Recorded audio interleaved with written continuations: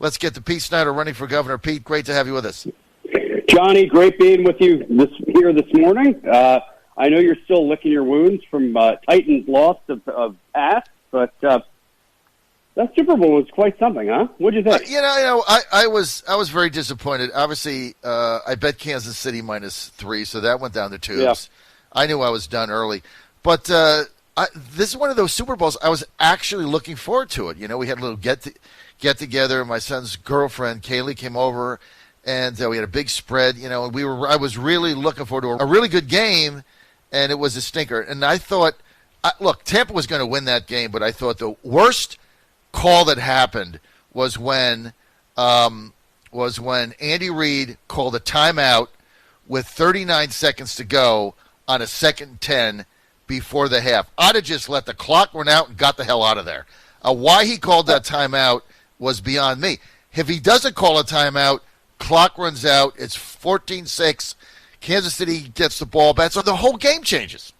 Johnny, as you know, I am a long-suffering Eagles fan, and we had to endure years and years and years of Andy Reid's bad clock management. Great guy, wonderful guy, was happy he finally got a ring last year, and wish him all the best, but he is one of the worst coaches in the NFL when it comes to clock management. He makes dumb decisions often, and that was the case last night. Would have been a game changer, without a doubt. I remember sitting there with my son and his girlfriend. He called the time, and I'm like, what the hell are you doing? There's 37 seconds to go. Get in the half. You have had a disastrous first half, and somehow you're within a score. Somehow. Get in there, figure it out, come back out, you get the ball, maybe tie the game, get to, everything changes. They didn't do it. Pete, school opening. One of the platforms of your campaign is opening up schools now. People are outraged. What's the Pete Snyder plan to open up schools? Well, John, people are absolutely outraged and have every reason to be. It's been nearly a year, and our schools still aren't open. And, look, Chap Peterson, Siobhan Donovan, and your friend Joe Morrissey brought a lot of heat on this issue with their legislation in the Senate that cranked up the heat. We've been putting $250,000 of ads all across Virginia calling for open up our schools. That has brought up the heat. And finally, Ralph Northam feigns to perhaps decide to do something. He had a press conference on Friday where it was really powerful stuff.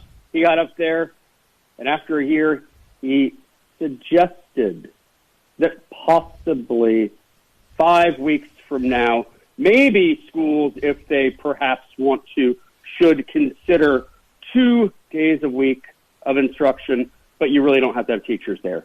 John, what kind of leadership is this? Seriously, pathetic. Is this our governor?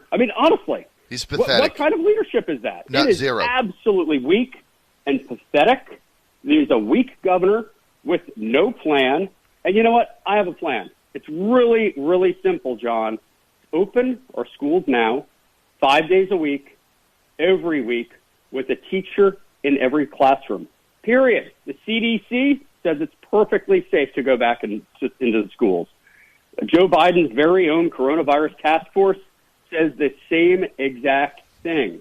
This is Democrats and Ralph Northam cowering on bended knee in front of the teachers' unions. Oh, Pete, we don't have unions in Virginia. The association, yes, the Teachers Association, which is controlled by the same liberal special interests, are wielding all the power here, and we need to crank the heat up. So John. if you're governor, let's say Pete Snyder's governor, and it's today, right? You're governor, and the teachers' unions are doing the same thing. They're basically giving the kids and everybody else the New Jersey salute. They're not going back to school, and they're getting on TV with their union representatives and saying we shouldn't have to die to go to work. So how would you handle that?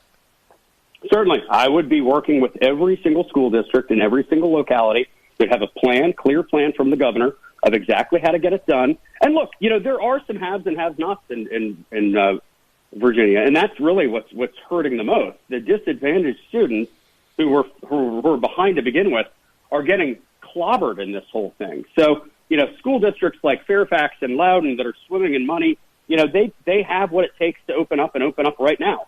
Other school districts that might need help with PPE, we will lean on the state government, on the private sector, and the nonprofit sector and we will fill that gap. We will get them what they need. I would have, and I've said this to you a long time ago, John, I view teachers just as first responders. They should have been absolutely first in line. It took Ralph Northam a while to try to get them in line for a vaccine. That was wrong, but it is perfectly safe. All these discussions and arguments are nonsense. Our parents have had enough. Our kids want to go back.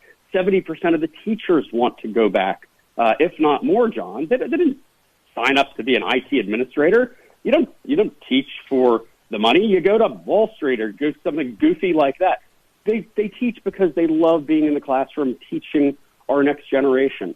And our next generation is wasting away because of a feckless, spineless governor and these horrible special interests, which is, John, as you know, we're taking them on. We pooled $100,000 plus to help out the open movement in Fairfax. We're going to be doing that all across the Commonwealth to put these obstructionist school board members recalled. We're going to hold their feet to the fire.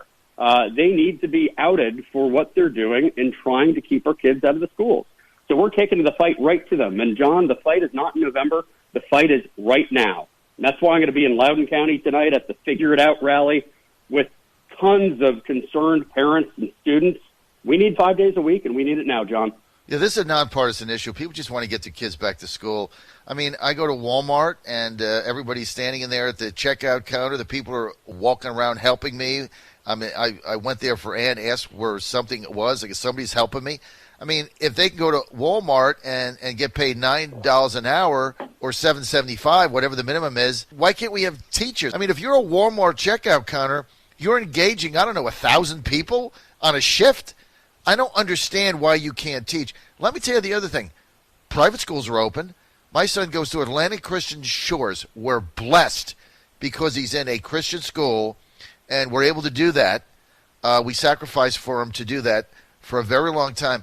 But he's in school five days a week. If they have COVID and he's got to quarantine, he does Zoom. That's happened maybe 2 weeks out of year and a half now.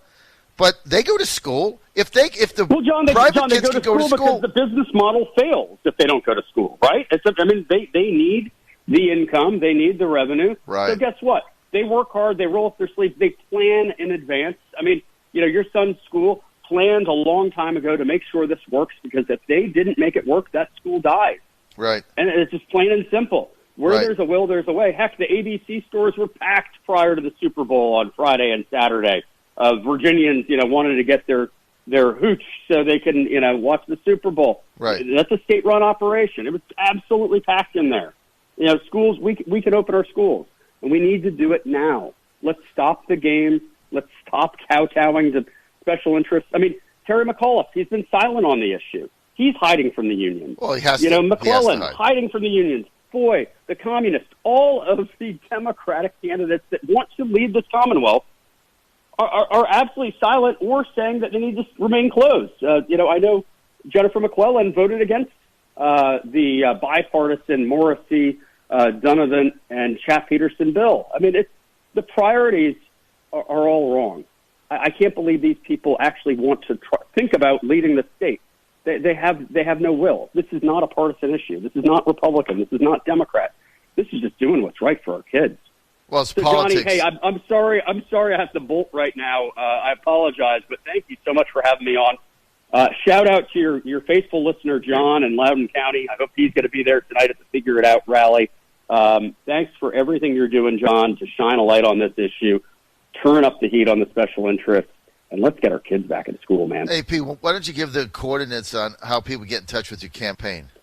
Absolutely, John. Thanks so much. Go to Pete Snyder, SNYDER.com. Please sign up to be a delegate for us on May 1st, the convention that's coming up. Get in touch with us. We want you out at the Figure It Out rally tonight in Loudoun County.